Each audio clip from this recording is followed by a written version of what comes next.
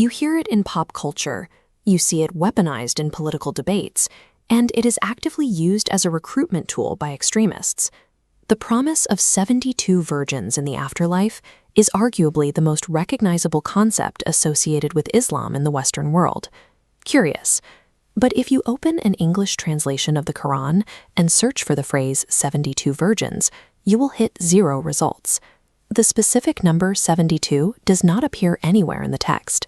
The English word virgin is a highly contested translation of ancient Arabic, and the idea of paradise as a literal physical reward system is something Islamic scholars have debated for centuries. If the most famous cultural claim about Islam isn't actually in its primary holy text, where did it come from? The answer lies outside the core text. It lives in a complex web of secondary literature, shifting translations, and the cultural biases of centuries past. In the 7th century, the Quran introduced the concept of Jannah, or paradise. It is consistently described as a tranquil garden meant to represent a state of absolute peace, not a physical harem. This ancient manuscript page shows the Arabic Quran. Across the text, the term for heavenly companions, Hoori or Hoor Al-Ayn, appears only 4 times. Its classical Arabic root applies to masculine and feminine forms, translating to pure companions with striking eyes. The text places a heavy emphasis on the reunion of earthly spouses in the afterlife. It describes an environment completely purged of jealousy or worldly grudges. The promise made to righteous believers is one of spiritual, equitable companionship. There are no quantifiable sexual metrics assigned to anyone. If the primary text only promises pure companions, we have to look elsewhere for that specific number, 72.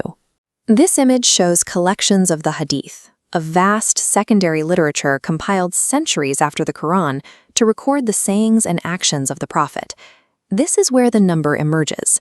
In specific Hadith collections, like those of Ibn Majah and Tirmidhi, 72 companions are mentioned, but they are listed exclusively as a reward for a martyr who dies in battle, not as a general guarantee for every believer. This chart shows how Islamic scholars use a rigorous grading system to verify texts based on narrator reliability. They range from sahih, meaning authentic, down to da'if, meaning weak. Hadiths with hypersexualized descriptions of 72 virgins frequently land in these weaker, contested categories. Taking a weakly graded secondary report and presenting it as the definitive theology of an entire religion distorts the actual scholarly consensus. This brings up an obvious question. If men hypothetically receive 72 companions, what is the equivalent reward for women? Historically, classical scholars from the 9th to 15th centuries read these texts through the lens of their own patriarchal societies. That cultural filter led to highly male-centric descriptions of paradise. But the broader theological agreement is that Jannah operates differently. It is considered a transcendent state of bliss, perfectly tailored to the individual desires of whoever enters it, regardless of gender. In fact, there is a widely accepted theological principle that a righteous human woman from earth is granted a rank and purity far superior to any celestial houri. Framing the afterlife purely as a male reward system ignores the gender-neutral language of the text, and it completely overlooks the theological supremacy of earthly believers over celestial creations. The 72 virgins narrative is essentially a cultural caricature. It was constructed by running ancient Arabic through literalist English translations, elevating weakly graded secondary texts, and applying centuries of cultural biases.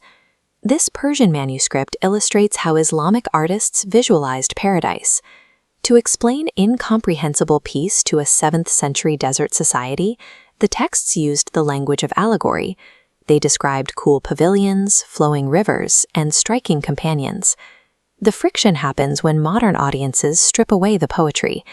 Treating these transcendent metaphors as literal, numerical transactions misses the point of the text entirely. The Islamic paradise is not a physical contract of 72 virgins. It is an eternal, equitable realm where all faithful are promised a level of contentment that the human mind cannot truly imagine.